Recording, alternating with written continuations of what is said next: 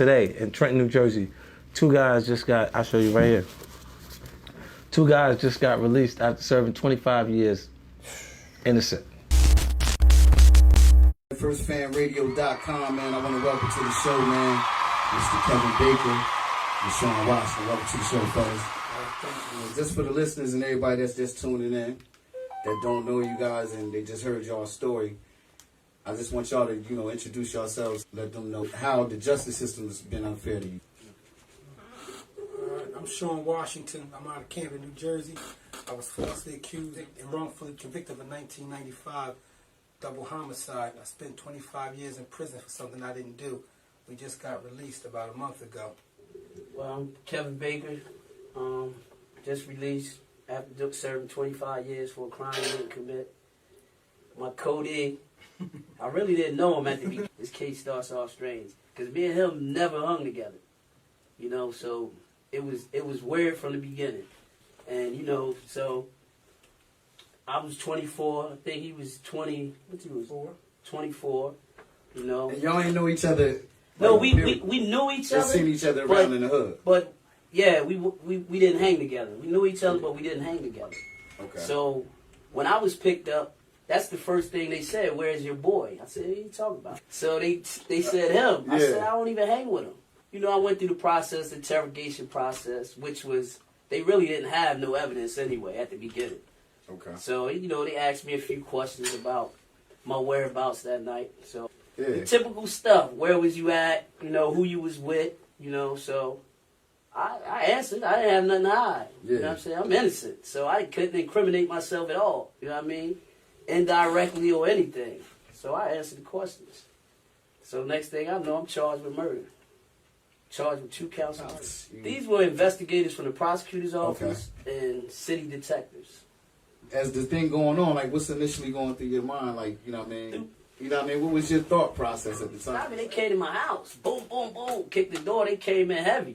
Yeah. So I'm like, I didn't know what was going on. So they like, we charge you for murder. So I'm like, man, I ain't do no murder. So I'm thinking I'm good. Yeah. I'm like, I'm good. I'm go downtown. I'm like, I ain't do no murder. Yeah. So once I got downtown, like I said, I couldn't really incriminate myself. So I'm talking. They really couldn't ask me nothing to incriminate myself, really. So I'm down there. After a while, they just like, well, all right, then, we'll see. And I was charged. And from there on, you never came home, no bail out? From there, from that day, like that day, I really thought like nothing was going to happen to me. Yeah. It's just like, bro, you kidnapped. That day right there was the kidnapping. You know what I'm saying? That was the beginning of what was led to be 25 years, bro. That one little, and the same evidence that was there from the beginning was the same evidence. It wasn't nothing else. So it wasn't nothing new popped up. The same thing they questioned me with, the evidence they had when they questioned me, which was nothing, is the same evidence that really sent us away. Did they pull people to the stand and witnesses? Or they only had one witness. This really case, like, this is the story, though. Yeah. Like, we did the time and shit. We could say the story about we happy to be out and that, we're happy. Of course we're happy. But the story is what happened.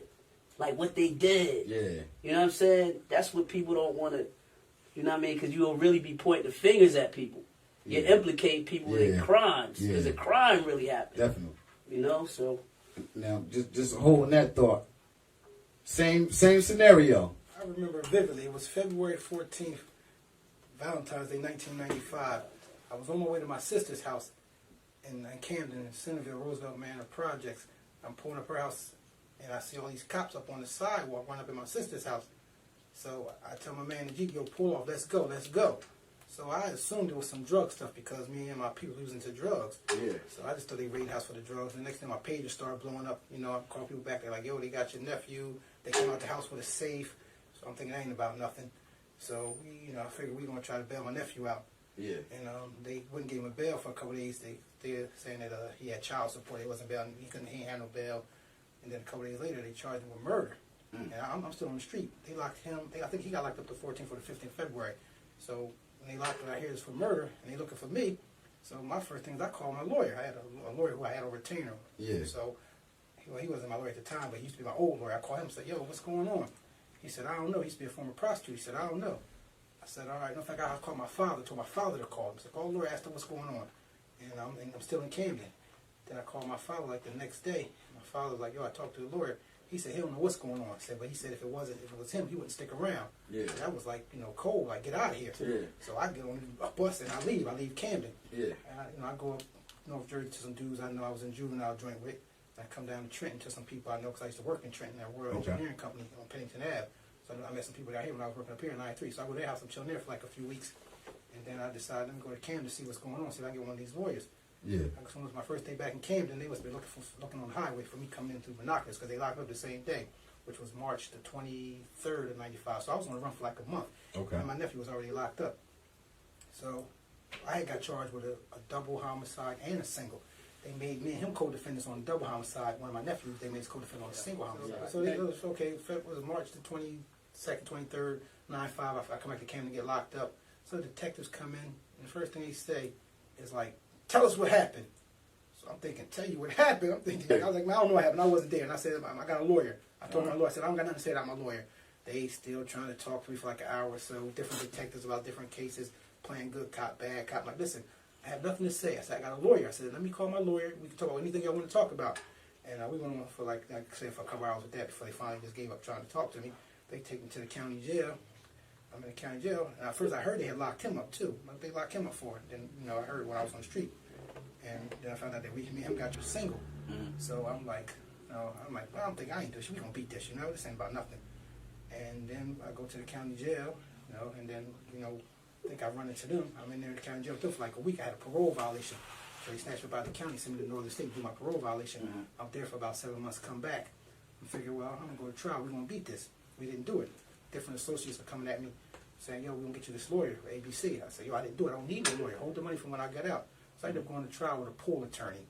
And basically, they sold us out, man. They railroaded us. It was a 2-day double murder trial. The third day, they deliberated and found us guilty. And they only had one witness. This one girl who allegedly said she seen it, said she was high at the time. I had an alibi witness. He had an alibi witness. Even the girl's own cousin said she's lying. She didn't see it. They was 2 blocks away when they heard the shots. So she couldn't have seen it. He was supposed to testify. My man KB, girl was supposed to testify. My alibi was supposed to testify. They sent all the witnesses home. They sent the girl's cousin home. They said they requested his alibi witness when they let her in the room. Then they decided not to call her. They didn't even call my alibi witness, and he was in the county jail on a federal charge.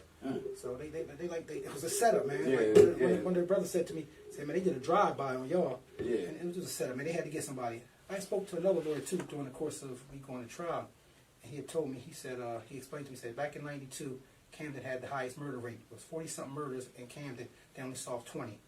He said now in the month of January, it was 15 murders. And for the first month, so that's a murder every other day. He said they just using y'all to clean up. They just trying to clean up the books. They said y'all was the unfortunate ones picked. So basically, they just and also another thing happened the same day that they raided the house, looking for him, looking for me. January 14th, they had made like 8 other arrests for different murders that happened that month. So they just was doing. So they was just pulling it. They just sweeping, man. It ain't no way. It ain't no way that you solve that many murders at one time. Murders. So. You basically see they was just cleaning the books. And their thing was, what they was doing was finding a drug addict and putting a drug addict in everybody's case. As the witness. So that was enough probable cause to lock a person up. If we have a witness to say they seen them do it, the witness could be lying. Like in this case, everything proves that the witness was lying. That's what makes it really criminal. Let me ask you, y'all both this. At what point in time it started getting, looked into that person was lying? You know what I'm saying? Like what point in time? Yeah, like how much time did y'all serve already? It took for these people to Innocence Project really because in the things that we were doing on our own. See, we was figuring things out, and because when the Innocence Project got it, we basically figured it out and said, here. You got the Innocence Project. You got a lot of people that is socially relevant. They did the work, the investigation, the footwork. But as far as like what we need or what we had, we came up with a lot. We came up with it. Innocent. When y'all initially just went into the library and just well, after a while, you start trying to figure out like like, all right, let me start gathering evidence on my own. Because the law is just, it's really not, they're not going by that. Yeah. So you're saying, what can I get, what type of evidence could I get or put together and give to somebody for them to help us? Because I said, we're going to need somebody to help us. Because they're not going by the law. And then you got to look at what happened. You know, like even if somebody said we're going to take the case, they know they're going to have to fight because of what the state did. What the state did. Yes. All the people that's planning. Yeah. So they knew, like a regular public defender or something, knew what they was going to have to go up against because they knew the state did something real messed up. Yeah. And the state going to fight. Yeah, and they got the money and the resources. Yeah, they going to cover up. They going to try to cover up. So how did it get to the Innocence Project? Like who, you know? Well, how did y'all hear about them, by the way? Let's say that. Well, I was writing Innocence Project. I was writing from the beginning. Okay. So I was writing Innocence Projects in every state. So you was just, you know, like, somebody got to take this. Somebody going to take it. Somebody is going to take this case. This is an innocence case, and somebody is going to take it. As long as you persistent, that's how I figure. Like, I'm just... Somebody going to grab it. Yeah. You know, and that's what happened. We both were, honestly. Yeah. But from the door, like, when we first went into prison, like, our case was in the media and on the news, like it was a headline. Innocent. A 2-day murder trial, you know, a crackhead, you know, who claimed to be high. So when as soon as I came to prison, the paralegals was on me. You know, a brother named Ronnie Long, my homie Tone Henshaw, Daddy Dugan, like a bunch of paralegals that was down Trenton in the 90s that were good with the law. They came to us like, yo, what help y'all need? So we started explaining stuff to them, and they started helping us get out discovery and showing us how to do briefs. And so we was on it from the door. And then the brother named Razulu Kawabutu, this dude is amazing. He more or less figured it out. Like, the girl couldn't have seen the case because based on the ballistics and the forensic pathologist, the girl lied, said she seen him shoot one person and me shoot another one. And the ballistics said it was only Innocent. one gun. Forensic pathologist said whoever shot him laid him down execution style. The way the angle of the bullet from the upper, it went a downward angle, came out the shot of the mouth. So the girl said she seen a run by. He hit one, she seen the body fall. I hit one, other body fall. But the ballistic and the forensic pathologist contradict that. So his brother named Razulu Kawabutu was saying, yo, you get a ballistic expert, a forensic pathologist, y'all out of here. But we were young, we didn't understand at the time. But as time went on and we was reading studying, we understood what he meant. And with we both was writing innocent projects, you know, in all over the country. And then in 2011, there was a lawyer named Jean Ross out of Princeton. She was a part of she was a member of Larry Ham's. Right out of Jersey. Yeah, she was a member of Larry Ham's organization, People's Organization of Progress. She was helping me for years with stuff, problems I was having in prison with the guards and my medical stuff. So we was corresponding since the early 2000s. Then like 2011, she said, listen, I was at this conference of these lawyers, and this organization out of Seton Hall is getting ready to start a new organization called the Last Resort Exoneration Project. She said, I told him about y'all. She said she expecting a letter from y'all, so she gave me that information. As soon as I got it, I shared it with him. He was on it from the door. He got all the paperwork together, showing, you know, everything, documents that proved that it wasn't us and everything that was contradicted. And he sent it out ASAP. Me, I was a little slow motion. It was like a few weeks before I wrote him.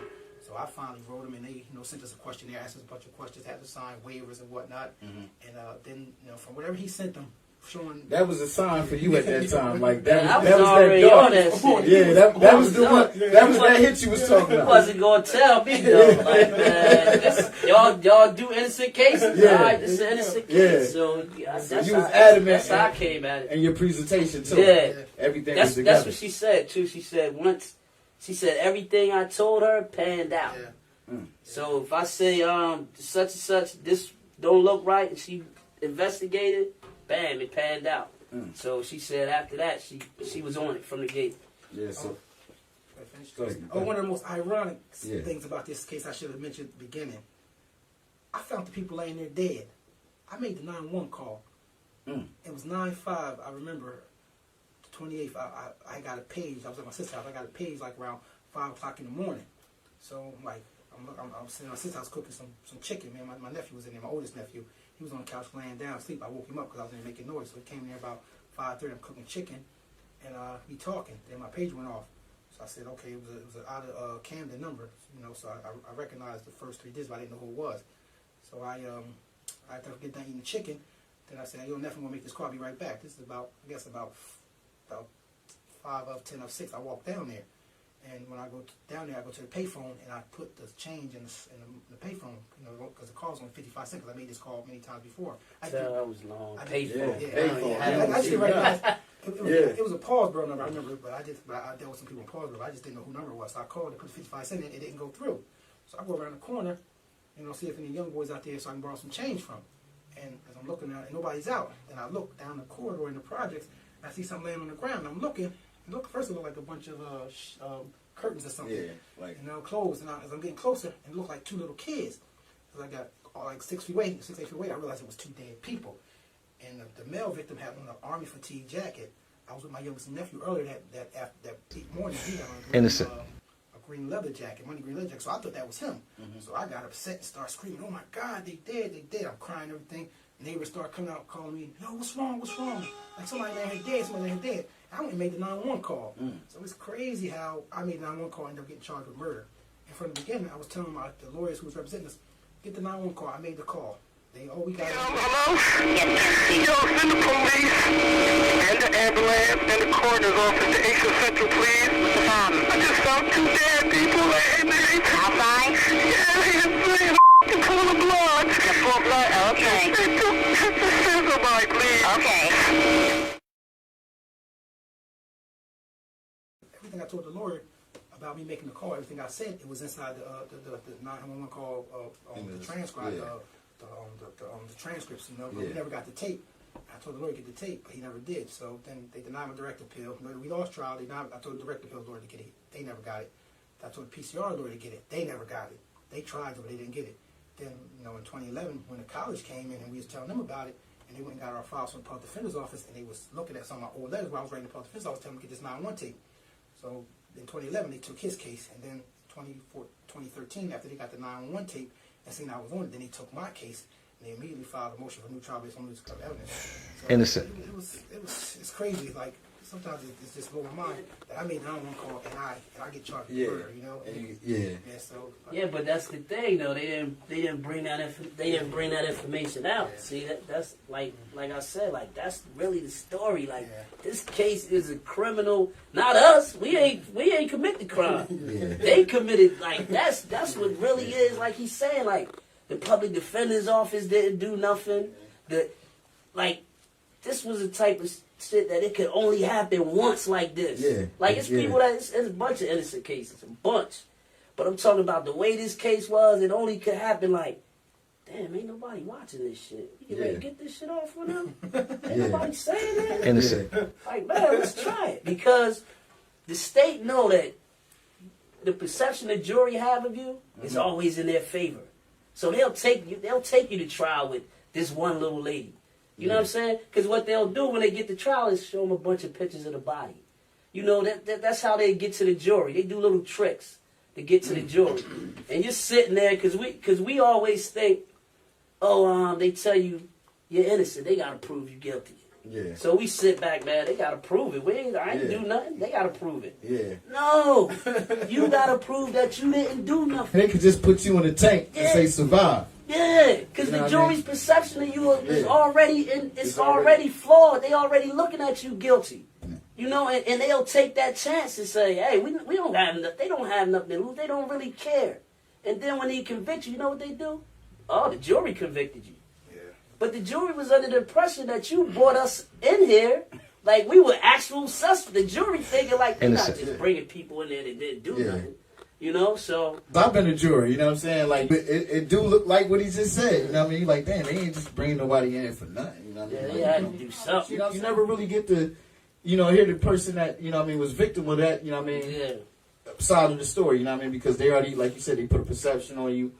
The story gets drowned in the celebration. That's what it gets drowned in. Oh, what you gonna do? You gonna eat pizza when you get out? What you want? I know you gonna enjoy. But the story, you never tell. Like, man, they did that shit. Like, they really. Like, let's talk about them because the state got immunity, bro. Like, that'll solve a lot of this innocent. If they take immunity away from the prosecutors, that'll solve a lot of this because they'll be held accountable if they do stuff like this. They'll say, man, I'm not doing that. Yeah. But now they have immunity, so they be like, they don't care. They don't get in trouble. What is it that's still in play that this can happen to somebody else? Man, the same things in play. Because we're not on the defensive when it comes to going up in them courtrooms. And we're not holding them accountable. And we don't have support. Our people not supporting us.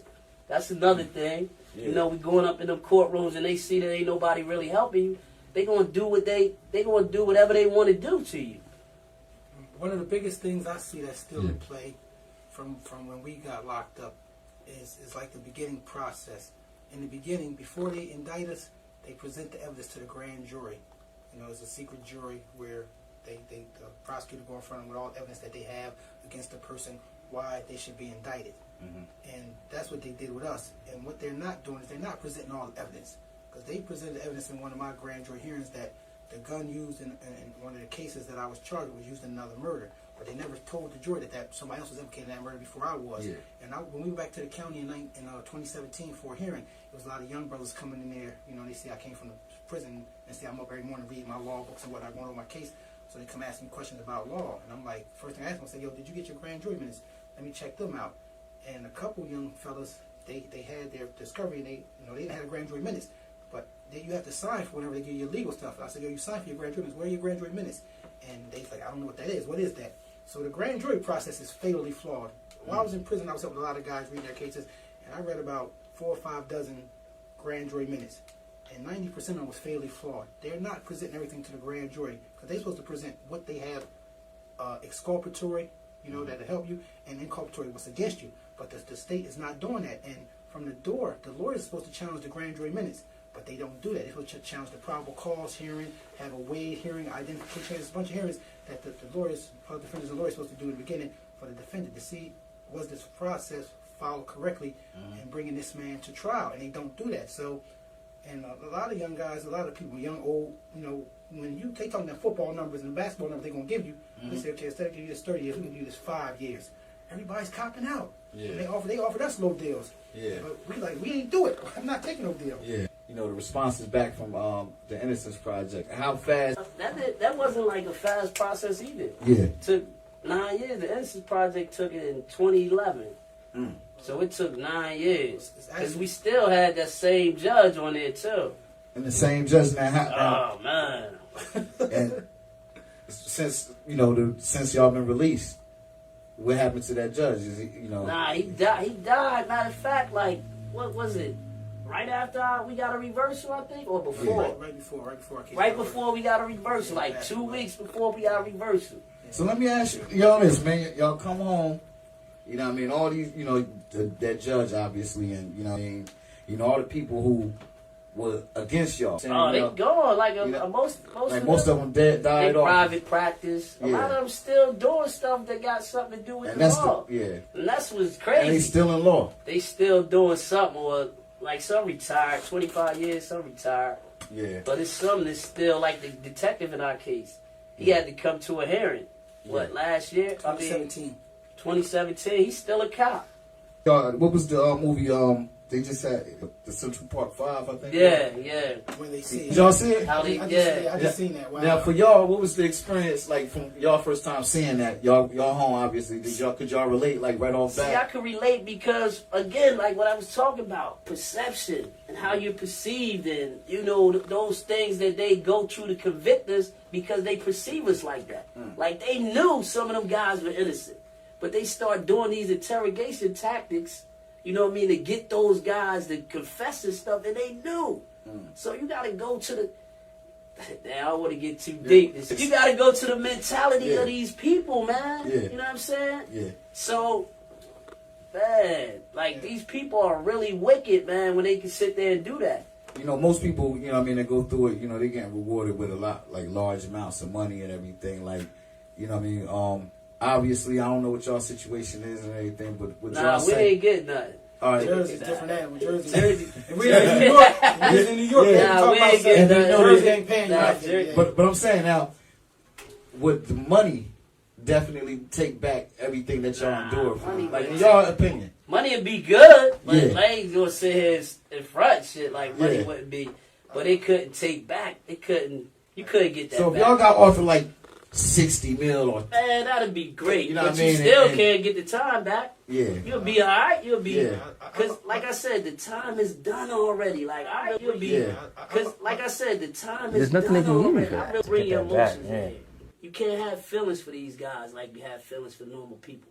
These are bad guys, and they'll show you the worst case scenario. They might show you a guy that did something, a guy that raped a little girl, and that'll be why I shut down my emotions for everybody else. Because they done showed me all these savage cases. So I say, okay, well, I can't have feelings for these guys.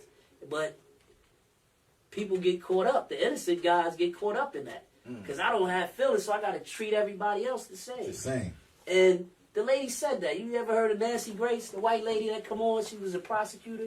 She was an evil prosecutor. Well, Nancy Grace said that that's how they used to train them. They'll tell them, don't look at the defendant, because we don't want to humanize them. We don't want to, because if we sit and talk to him, he might be charming, or we might find out that he's really a human being. So we don't want to attach that emotion to him when we get ready to knock his head off. So don't even look at him. And if you see watch court, the prosecutors won't look over there at you. It's when they point at you or something. Yeah. You know what I mean? Is that the defendant over there, or when they saying something foul about you? So that is really, bro, that's what's messing the law up. Is that. It ain't the law, because the laws, it's certain laws that are, they're meant for certain reasons. You can't do this. You can't do that. Passing provocation, you might be out of your mind, you walk in on your girlfriend, you kill her. But do blacks always get that? No, because they say, no, you had enough time to come back to your senses. So we going to charge you with murder. So that's why I said, like, it's certain laws, man, that's good.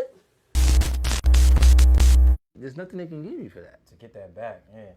I mean, 100 M's might make me feel a That's not little even better. gonna do it. A little. I mean, you got that. I ain't got that, so I'll be thinking about, That hey, ain't maybe gonna that do might it. let you. Nah, might that make ain't me gonna do feel a little bit better. You know what I'm saying? But Look, even at this point, the person that you could have met, fell in love with, how many positive moments? right. Put y'all social media out there one more time before I'm at Facebook, Facebook. Kevin Baker and Kelvin. I got two. I'm on Facebook at Sean Washington, Sean SEAN. Also, my email is swazilaw7@gmail.com. Swazi is spelled SWAZI law.